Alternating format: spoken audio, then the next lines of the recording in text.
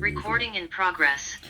Okay, so one of the points of the Sikha is about chayus, the need to have chayus, vitality, energy, livelihood.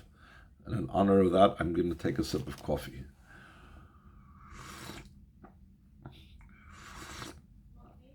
Now, the chayus is always connected with Simcha. Simcha is a means to bring to chayus. Similarly, also when we have Bitochon, that brings us to have vitality, and that's obviously connected with the idea of Parshas Vayechi. So let's begin from line 16. If you could see line 16, where Ois Beis begins. The beginning of the parsha is that Yaakov lived in the land of Mitzrayim 17 years, etc. We need to understand the famous question that we've been having at the beginning of this week also. Why did the pasuk have to tell us that Yaakov lived in the land of Mitzrayim for 17 years? It's already said beforehand that when Yaakov came to Mitzrayim, he said to Pari, in response to Pari's questioning Yaakov Avinu, how old are you? He said, that the days of my living in life was 30 and 100 years, meaning 130 years. So if it says later in the continuation of the pasuk, the sum total of all the years of Yaakov, that the days of Yaakov was 7 years and 40 and 100 years. So it's self-understood that Yaakov lived in Mitzrayim 17 years. So therefore, what's the need for the Torah to point out this obvious idea about the age of Yaakov? Be understood according to what it's explained in the oral Torah.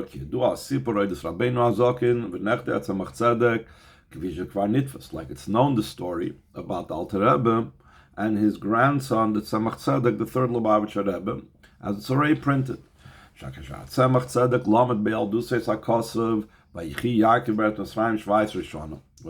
Tzedek learned in his youth the pasuk over here in this parsha that Yaakov lived in the land of Mitzrayim for 17 years, Tirgum loy moiroi, so his Rebbe translated for him Al Pi Balaturim, according to the commentary of the Balaturim, Yaakov Avinu Chayes Yud Zayin Mifrash Noisav Beretz Mitzrayim. Yaakov Avinu lived his 17 best years, his choicest years, he lived in the land of Mitzrayim. That's why the pasuk needs to emphasize and said that Yaakov lived in the land of Mitzrayim. It's not just telling you a sum total of the amount of years he spent in Mitzrayim, but he's trying to say that his real life, his really lived, the times of his best times were in Mitzrayim. The Kivan Shiyud Zayin Shanu El Hayim Mivchash Noisav, since these 17 years were the choicest years of Yaakov, L'chein Nimlu Mifnei Atzmam. Therefore, they were counted and enumerated separately and distinctly from all the rest of his years of his life. And then the Rebbe adds, V'ad shepalu gamal kol shar shnoisav, until they even influenced all the rest of the years of his life, that this brought goodness to the rest of his years of his life. So, as we'll soon explain, the continuation of the pasuk is when Tzemach Tzedek came home from his from Cheder, Charles again Admor Azaken, he asked his grandfather, the Alter Rebbe, how is it possible? Yaakov Avinu Bechira Avos, Yaakov Avinu, the choicest of the forefathers, he was considered the most elevated of the three forefathers. The choicest years of his life will be the 17 years they lived in the land of Mitzrayim. The most immoral place on the earth. This means to say, though physically these were his best years. Why? Because there were so many negative events that occurred prior to that. Until Yaakov settling in Egypt, he had many problems. Tzoras Lavan, he had the problems with Lavan's issues, and Tzoras Esav, he had the problems with Esav. When it came to Egypt, he lived in comfort. Yosef. Not only that, he didn't even have to worry about Social Security. He didn't have to worry about how he would make ends meet, because Yosef took care of him. That says that Yosef supported his father and all of his brothers. And this is actually also something that the Baal Turim points out, that the 17 years of Yosef taking care of Yaakov, corresponds to the 17 years that Yaakov, took care of Yosef before Yosef was sold into slavery. Aval. So therefore, why is it a problem? Yaakov lived his best years in Mitzrayim because he had no worries. Finally, he had no problems. Aval kol ze shayach rak etzel adam sheikar chayav b'shaychas l'inyan aguf. All of this applies only by a person who the main part of his life is associated with bodily matters, physical matters. As opposed to a person like Yaakov, who was a spiritual person, that his main life is the soul. And only ancillary, secondary to the soul, comes matters of the body. V'yiseidem is even more so. That the soul overcomes the body. Until the body does not have any significance for a person of Yaakov's stature.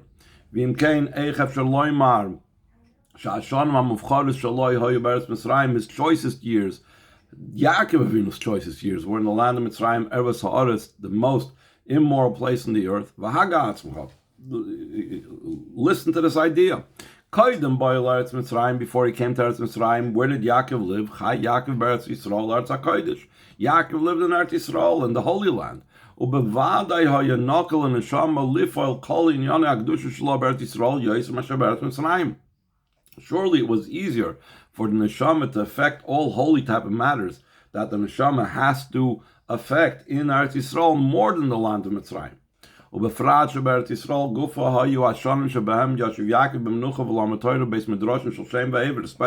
Yisrael itself, these were the years that Yaakov was settled in a calm state, and he studied Torah in the Beis Medrash of Shem Va'ever.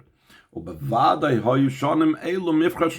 about those years? It says, Rashi brings down, he was 14 years in the yeshiva of Shem Va'ever, and that was in Eretz Yisrael. So the location was good, his occupation was good.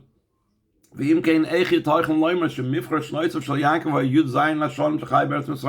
possible to say that the choicest years of Yaakov were the 17 years that he lived in the land of Mitzrayim? What he's pointing out before about the body and the soul, that the Yaakov Avinu's life was not about the body, it was about the soul, and therefore the physical comforts are not as important and have no significance in comparison to spiritual comforts, is reminiscent a little bit of the story with my mind is blanking the name of the chassid of the Alter Rebbe, who was a really unbelievable type of person. He was like over the top and everything, and the Alter Rebbe gave him a bracha to have a long life. So he told the Alter Rebbe, but not poyer sheyoren, not with a farmer's type of life. In other words, I don't want to live just a physical life. If you promise me a long life, it should be a spiritual life. It should be a life that I appreciate. And the Rebbe explains, it's like having someone, you tell him, he's going to have to live a long life, but he's going to be in a disgusting place among disgusting people, or he's going to be in a prison or whatever. That's not a bracha. The same thing for Yaakov Avinu. A comfortable life is not the degree how much there's physical comforts. A comfortable life is about spiritual comforts. So therefore, how can you compare the 17 years that Yaakov Avinu was Mitzrayim, which is the most lowest place in the earth, spiritually, to being at Eretz Yisrael and learning the Shiur of Shem Ve'ever, etc., even though a lot of that time he was spent with Lavan and Esav, etc. For this, the Alter Rebbe responded to the Tzemach Tzedek, line 10, Ves Yehud Ksiv, it says, Ves Yehud lo shach lefanav al Yosef lo'eres lefanav Goshna. And last week's parsha says that Yaakov Avinu sent Yehuda before him to Yosef to direct the way or to teach beforehand in Goshen. It's brought down Medrash, and Rashi brings us down, Lahaskin loy beis Talmud, that from the word Hoyros is from the word Hoyra'ah, teachings, lessons, directives, to set up. He sent Yehuda ahead of him to set up a yeshiva. Shetei Sham Torah, so that the Torah should be there. V'sheyu Ashvatim Haydin b'Torah, the Shvatim should be sitting and learning Torah. L'hoyris l'fanav Goshna, to teach before him in Goshen. Shakasher loimdim Torah, the Alter Rebbe explained, well, we study Torah, azay miskarven la'Kadosh Baruch Hu, then we become close to Hashem. Goshen meloshen hagosha v'kiruv. The Rebbe teaches the word Goshen, the name of the location Goshen. Some people are familiar, there's Goshen, New York. So Goshen is also from the word Vayigash, approach. Then you become close to Hashem. And even in Mitzrayim, it becomes that one is really Vayechi, that true life is even in Mitzrayim. Now, earlier in the part of Sikha that we skipped, in Ois Aleph, the Rebbe spoke about that we begin with words of Torah, Torah Shebeksav and Torah Shebal, and so the Rebbe concludes over here with the words, in line 14, Ad kan yapsicha bedvar malchus Torah Shebeksav and Torah Shebal. Up till this piece is the opening to the Farbregen with a matter of kingship, meaning talking about Hashem's, talking in the words of Hashem's Torah, both from the written Torah and the oral Torah. So now the Rebbe says, what is the lesson? Ois Gimel, line 15, and in this there is a directive and a lesson, like every topic in Torah. It's not just a story that occurred in the past, and it doesn't matter now. It is a directive and a lesson for every time and every place. That is true about any part of Torah. How much more so, befrat, kasher medubar, oides inyan she'iretz ala avis, when it's spoken about a matter that occurred by the forefathers, ein karin avis ala shloisha, we only call the forefathers, only the three are called forefathers. In other words, that's how unique they are, that's how special they are, that only these three are called the fathers of Klal Yisrael. No one else, not David, not Moshe Rabbeinu, not even Mashiach. None of them are called the fathers, only these three. And amongst the fathers itself, concerning the forefathers themselves, Yaakov, Bechir Shabbat, Yaakov is the choicest of the forefathers. And we know the actions of the forefathers is a sign, an inspiration. It's a directive, and it paves the road concerning how every single Yid should act. Like it's known also, the axiom of the Alter Rebbe, that one needs to live with the times, that the Mittler Rebbe explained. What does the Alter Rebbe mean by the statement, you have to live with the times? In Parsha Shavuot, one has to live with the Parsha of the week. Since that is the case, surely one needs to derive a life lesson from the first pasuk, that is the beginning of the parsha. The lesson in this is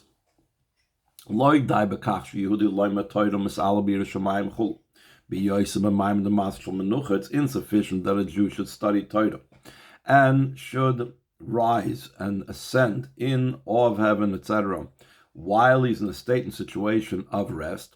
In other words, in a comfortable state. Just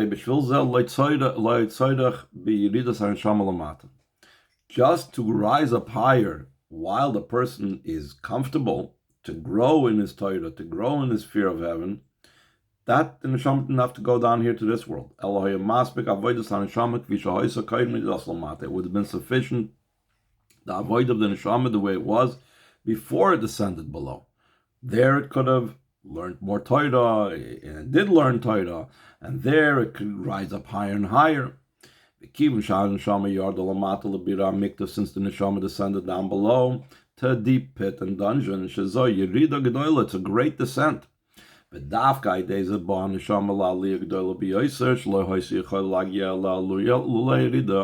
that the neshama came to a much greater ascent that you wouldn't be able to have reached through it without the descent. How they move, and so it's understood. Only through the descent to Egypt, the neshama came to the ultimate ascent and perfection. This is the explanation. The choicest years of Yaakov. These also affected all the rest of his years that led up to it. Hayu beres Mitzrayim, were in the land of Mitzrayim. Only there, the entire life of Yaakov finally reached its apex and its climax. So all the 130 years that Yaakov lived were all leading up to this time. Were leading up to the time when he would finally accomplish the elevation and the ascent in the lowest place in the world. The Indians and Nasai, and this is accomplished, line 29, through the fact that we know, even when we find ourselves in the land of Mitzrayim, the most immoral place of the land.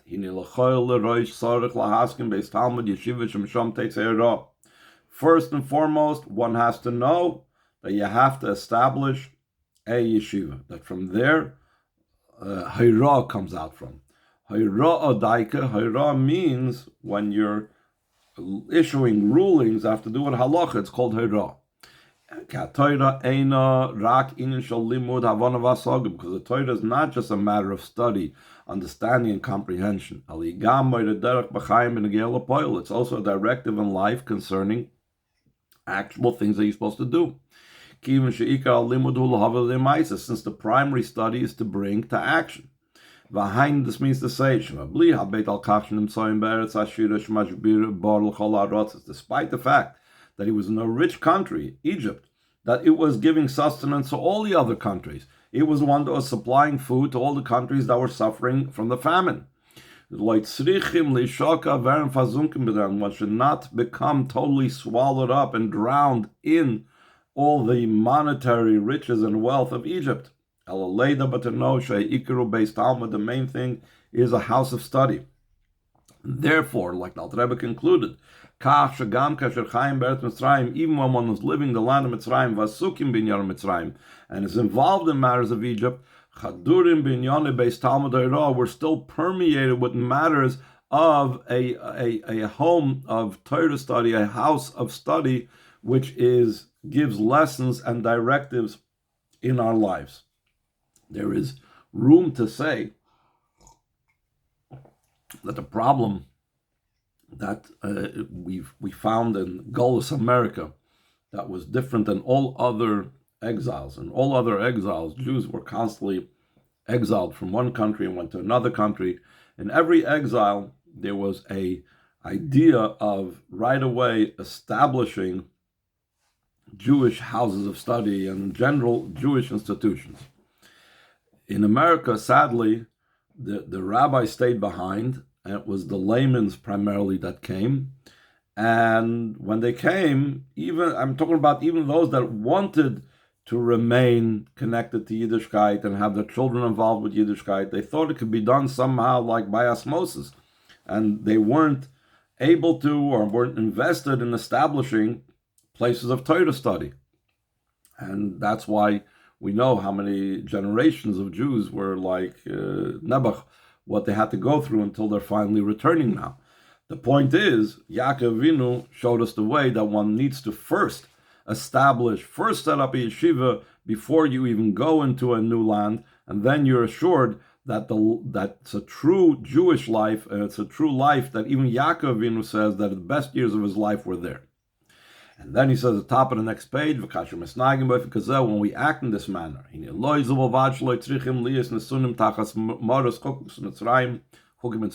only do we not have to be under the laws of Egypt, we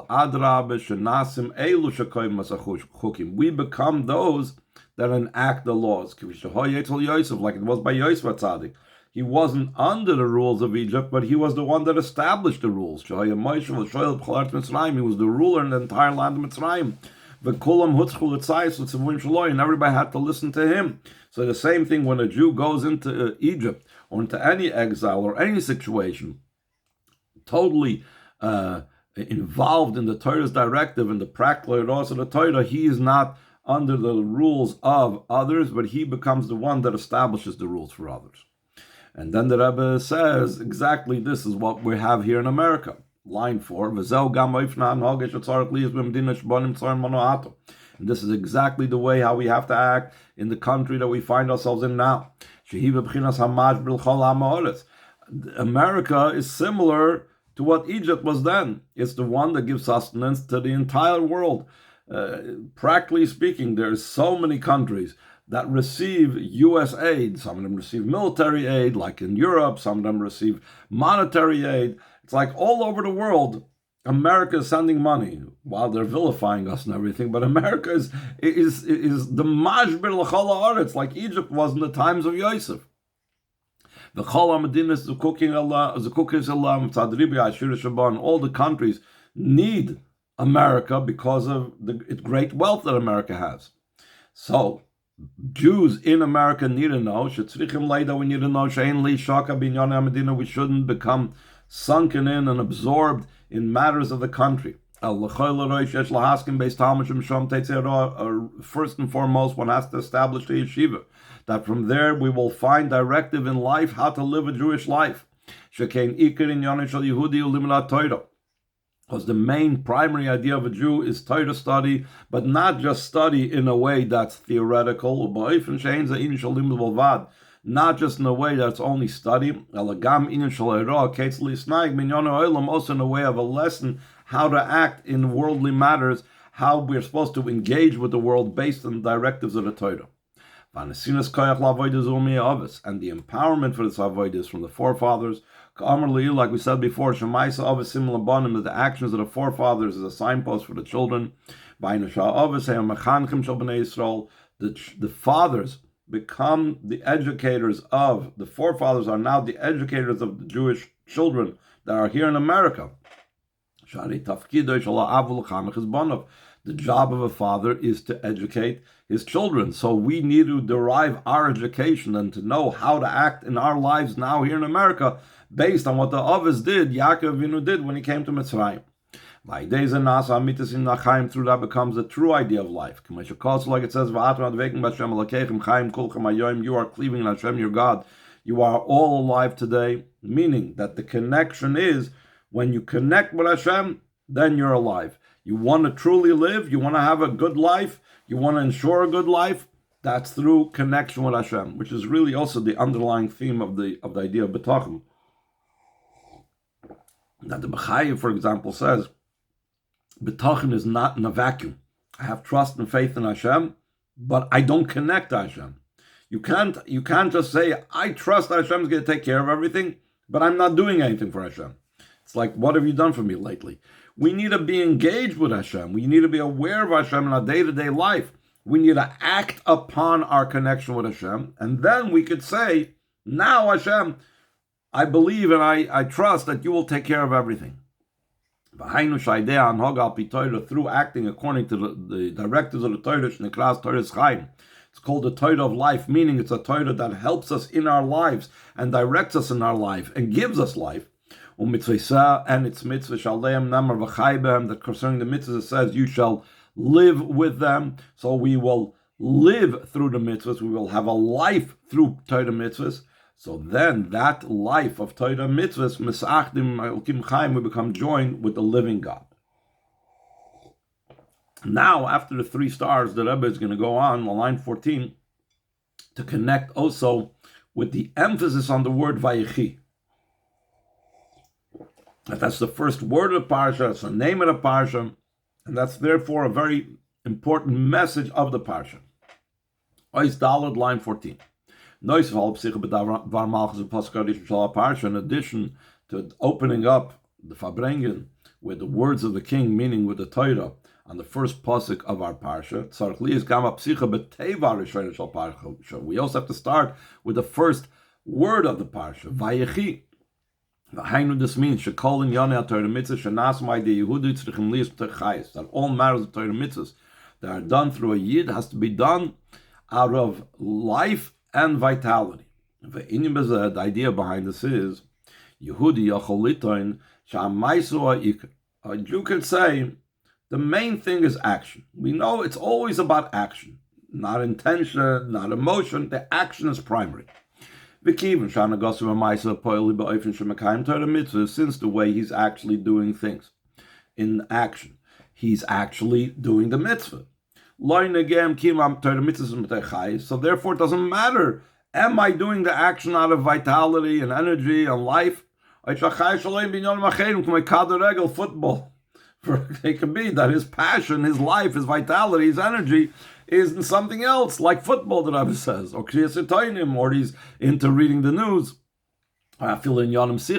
or perhaps his passion, his life, his energy, his vitality is in more intellectual things. He likes to study sciences or stuff like that, even though in today's Tanya, the Alter Rebbe says that's not the greatest thing. The ilu benegel in Torah mitzvahs mistapik bekim myself poel levad loichayis. When it comes to fulfilling Torah mitzvahs, he says the main thing is I did the mitzvah.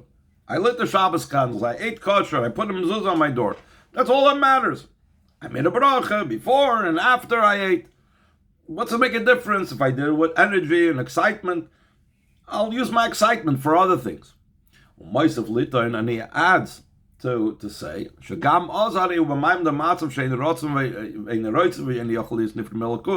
even if he doesn't have any passion in his Torah mitzvahs, he's still one that cannot be separated and doesn't want to be separated from godliness. Like the Alter Rebbe says in his famous statement, like the ruling of the Rambam, that the inner will of every Yid is to fulfill the will of Hashem. So this is what the Rebbe is saying, that a Yid can come and say, why this need for passion? Why this need for excitement? And the truth is, this is something that the Baal Shem Tov really brought to the world, and the Alter Rebbe elaborated upon, that it's not just enough to do Torah mitzvahs, but it has to be done with energy, with passion, with vitality. So, and this, the Rebbe says, we see in our parsha, line 23, 2 paragraphs in the bottom. From this comes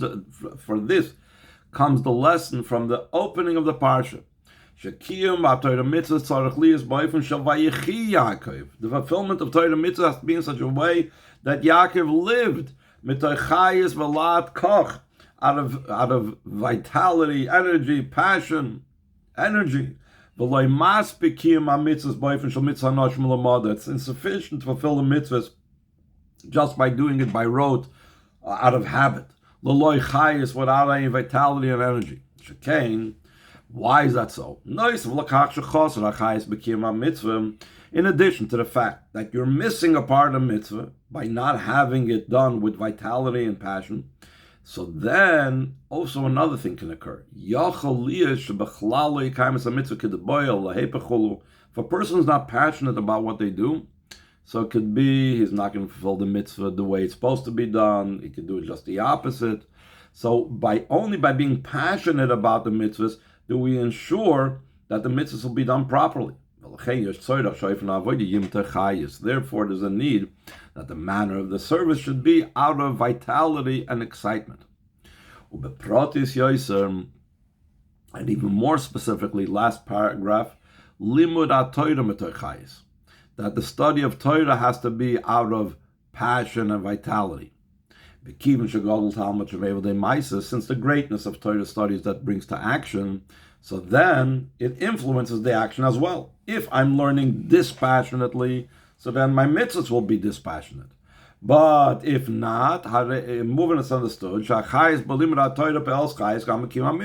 the vitality and passion in Torah study affects a life and vitality also in the form of the mitzvahs.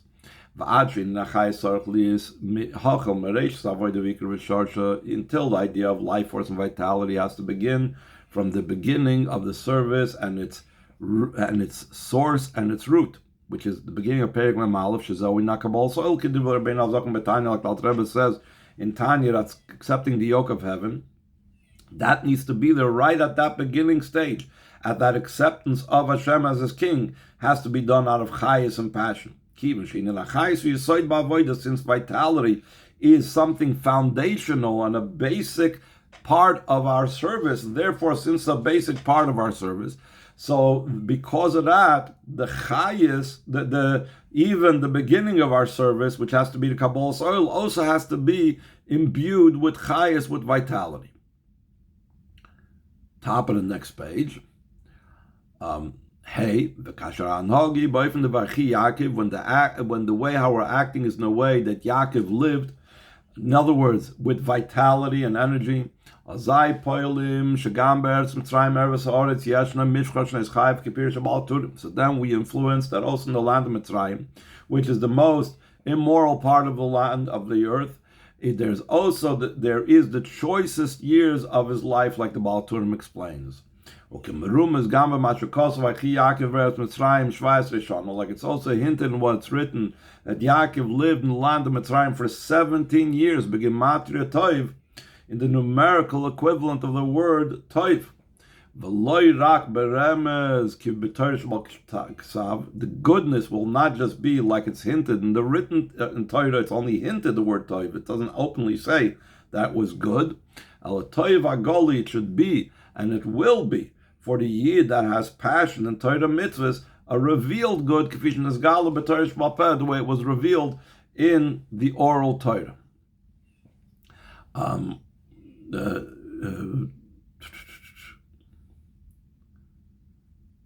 And then he says another thing. He adds another idea in the Toiv aspect. For those that like Gematrias, put on your Gematria hat or shaitel. Even more so, not only 17, once Toiv, ela Toiv kafel. It's a double goodness. Kemerumes betevis Vayechi. The double goodness is hinted in the word Vayechi. Begematria lamedalad. The numerical equivalent of the word Vayechi is 34. You have the two yuds is 20, the ches is 8, that's 28, plus the vav, which is 6 plus 28 is 34. What's 34? Beis pamim toiv yud zayin. 34 is twice 17. It's 34. But Lashon Chazal, the Chazal used the expression huchel by kitoiv. Kitoiv was doubled. Toiv lashmayim, toiv labri is good for heavens and good for his creatures. And then the Rebbe goes on to say that the goodness is something that builds off of each other. It's not just in such a manner that the good for the creatures is something separate and the good for heaven is something separate, but in such a manner that both of them are one thing. The good for heaven and the good for the creatures are intertwined. And the Rebbe is going to explain right away what does that mean. This means it's insufficient. Because of his goodness of his nature, that's why he's doing to others. That's Toiv Labrias as something that's separate from Toiv Lashmayim. That means he's good to Hashem's creations and creatures because he's naturally a good person. He's a good-hearted individual. No.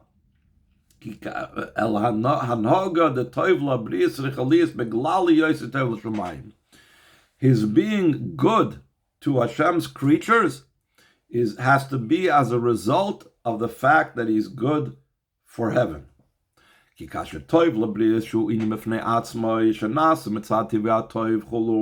When his good to Hashem's creatures is something that stands alone, not because of his goodness to heaven, it's only a result of his nature, that he's good-hearted by nature. Hine b'mikre sha'idei zeh yechzer loy u'b'shvil ze yitztarech levater min al metziusichu. How about if a certain situation that would demand his being good to another would cause this person a loss? And this loss would mean foregoing who I am. So then, then this might prevent him from doing good. Let's analyze what the Rebbe is saying here, which is a very powerful concept.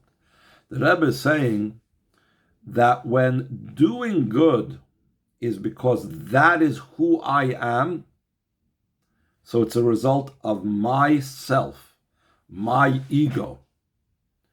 If something through my doing good will cause a deficiency in myself, will cause a lack in myself, will take away from who I am, will lessen my being, so then the whole reason I'm doing good is a result of me. If the goodness is going to take away from me, so I'm not going to do the goodness, because the goodness is only because of me. Masha'enke in line 10. When being good for creations, for creatures, is connected with being good towards heaven,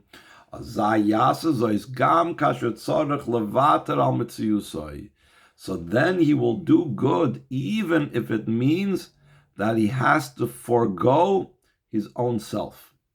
Why? Because his goodness is not limited to the feeling good, that he feels good and his nature is to be good-hearted.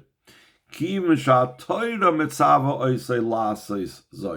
since the Torah commands him to do it, and the reason he's good for his creatures is because he's good for heaven, and so heaven demands him to be good. He'll be good even if it lessens something by him. This is the explanation of what the Alter Rebbe says at the end of Perek Aleph in Tanya, that in the Nefesh HaBahamis of a Yid, by nature, Yidden are Rachmanim, they're compassionate, they're going to Chasodim, they do kindness, but there's a kindness that comes from the Nefesh HaBahamis, from the person's own ego and self. That's not the ultimate, and that's not the goal. The goal is not to have the kindness as it's a result of Nefesh HaBahamis, which comes from Klippa, though it is Klippas Noiga. We need to do kindness from the perspective of the godly soul, which means the kindness and the good for the creatures is a result of the good for heaven.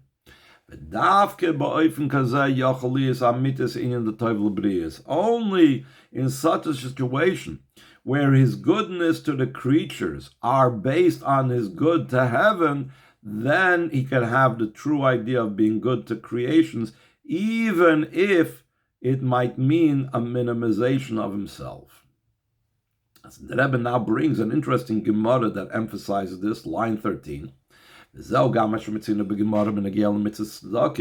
what we find in the Gemara concerning the mitzvah of tzedakah. Shaloi dai b'nesina, it's insufficient just giving the tzedakah. There has to be also the idea of appeasing and making the poor person feel good. And the Gemara even says that by appeasing and making the poor person feel good, so then that brings much more greater brachas, that the Gemara says over there, than if you're only giving him the tzedakah. How about if it's just the opposite of that? You're helping someone, and you're doing something the opposite of being nice to him.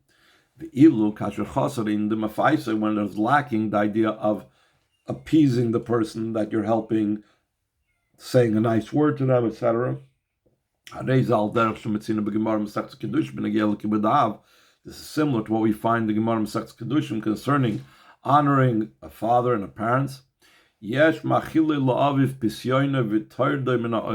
someone that could feed his father stuffed geese, I think it is, but that activity itself will make the person lose his world to come. And the Gemara explains, because he does it in a disrespectful manner. He just throws the food down in front of his father and he says, "Old man, eat. Stuff your mouth, stuff your stomach." Then, despite the fact that he's giving him roasted, delicious foods, it's not the action, it's his attitude. On the other hand, the Gemara says, there's a case of a person making his father work in a mill, and he brings him to the life of the world to come, because they were going to come, the soldiers were going to come and conscript his father, but by saying that he has important work to do, he's working in a mill, he was able to save him from being conscripted in the army. This type of attitude, that a person will appease the poor person and make sure to go out of themselves to help another, this is only a result of the Tov Labrius, is a result of his being good for heaven. How does he have the good for heaven? Mitzad Torah, because he's doing things from Torah's perspective. So then when he gives the poor person, he's not giving it to him with a sad face. He's not giving it to him with a dour face. He doesn't begrudge the poor person. He doesn't make the poor person feel like, you make me so many problems, I have to give you. No. Then the giving is out of joy and gladness of heart, that you make the poor person feel that he is doing you the favor that he asked you for tzedakah. And through this avodah we merit success in all matters of goodness, until physical good in the simple sense, in such a way that he increases and goes on and increases and illuminates. Just one more thing that the Rebbe continues in the next part of the Sikha we didn't get to, is that the first letter in the parsha is the letter Vav. Vav means addition. That even when a person is already in a state of living and he has the passion, and he has the life, he has to do it in a way of increasing. And that's what we see, that people need to constantly increase in their avodah. They can't just remain static. Just like when a child first eats very small amounts of food, but as they grow up, they need to eat more. The same thing, a person in their Torah mitzvahs needs to always increase, and needs to increase in the vitality, and then it's a true life, and that's the true way of growth.